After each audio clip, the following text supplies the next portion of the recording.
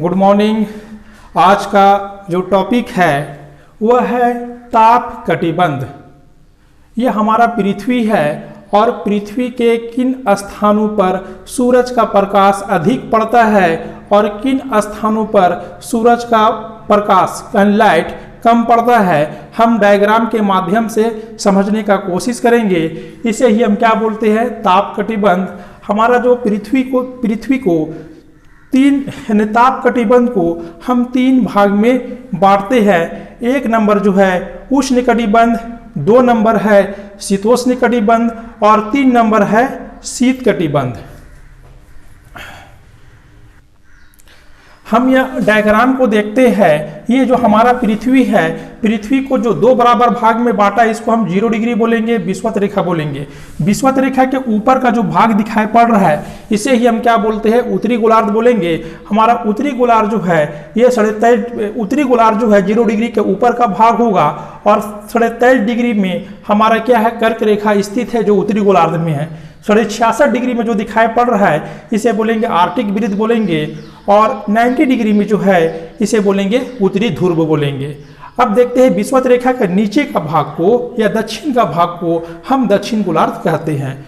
ठीक है, अब देखते हैं कि ये 23.5 डिग्री दक्षिण गोलार्ध में हमारा मकर रेखा स्थित है। अब 66 डिग्री में मेरा क्या है, अंटार्कटिका वृत्त स्थित है और 90 डिग्री को हम दक्षिणी गोलार्ध में हम क्या बोलेंगे, दक्षिणी ध्रुव कहेंगे।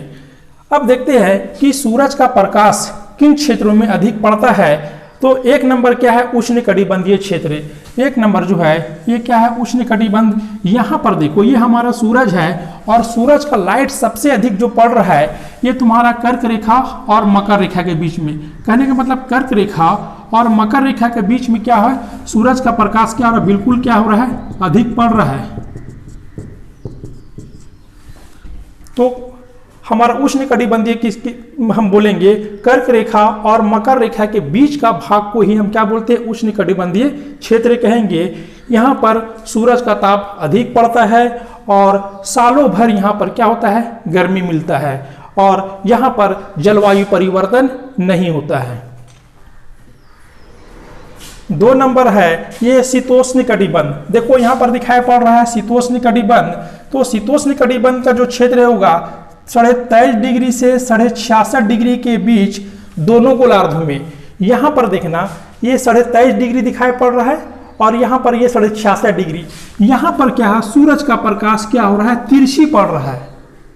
सूरज के प्रकाश तिरछी पड़ने के कारण इस क्षेत्र को हम क्या बोलते हैं, शीतोष्ण कटिबंधीय क्षेत्र कहते हैं। यहाँ पर ना तो अधिक गर्मी लगता है ना तो अधिक ठंडा लगता है। यहाँ पर क्या होता है, मौसम परिवर्तन होता है, जलवायु चेंज होता है, बदलते रहता है। यहाँ पर ग्रीष्म ऋतु भी मिलेगा और यहाँ पर शीत ऋतु भी मिलेगा। इसलिए इस क्षेत्र को हम शीतोष्ण कटिबंधीय क्षेत्र के नाम से हम जानते हैं। और एक समझ लो कि हमारा जो भारत है, हमारा भारत इस क्षेत्र में कर्क रेखा हमारा भारत को क्या होता है, 2 भागों में बांट रहा है। भारत हमारा कर्क रेखा पे स्थित है।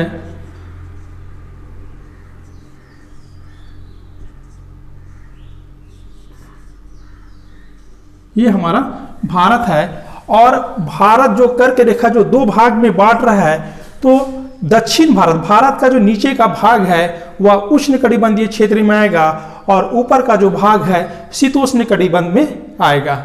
इसलिए भारत का जो उत्तरी भाग में हमें अधिक ठंडा मिलता है या देखने को मिलता है। तीसरा जो है शीत कटिबंध। शीत कटिबंध का जो क्षेत्र है 66 डिग्री से 90 डिग्री के बीच दोनों गोलार्धों में। देखो यहाँ पर क्या है, 66 डिग्री ये दिखाई पड़ रहा है और ये हमारा 90 डिग्री दिखाई पड़ रहा है।